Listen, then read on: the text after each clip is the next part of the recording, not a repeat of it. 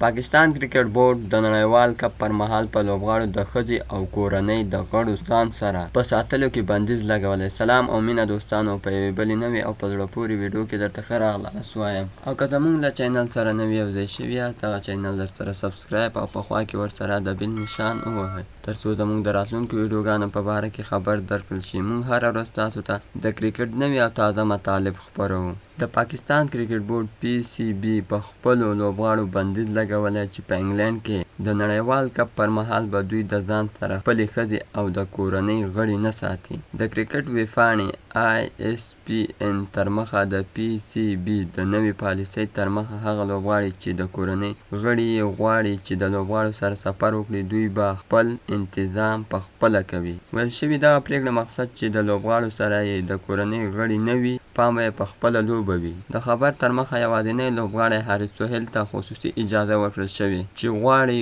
کوم کس د ده سره به مل وي او ځان سره یې بولی شي. له دې وړاندې د انګلینډ سره د سیالیو پر مهال د لوبغاړو سره دوی ته د کورنۍ د غړو د ساتلو اجازه وه، خو د PCB منیجر لوبغاړي په نوې پالیسۍ کې دوستانو پاکستان دا څنګه پرېکړه کړې چې لوبغاړو سره یې د کورنۍ کوم غړی نه مل کېږي. زما په نظر دا یې ډېره ښه پرېکړه کړې چې لوبغاړو سره یې د کورنۍ غړي یا خپلې ښځې یا ماشومان وي، ټول فکر به یې هغوی ته وي، لوبې ته به یې هېڅ کوم خیال او فکر نه وي.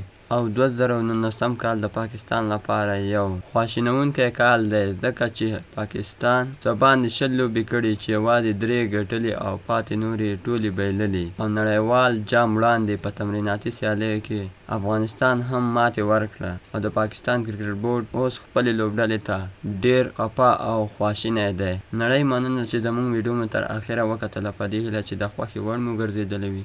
د لا ښکلو ویډیوګانو لپاره زموږ چینل خامخا سبسکرایب کړئ.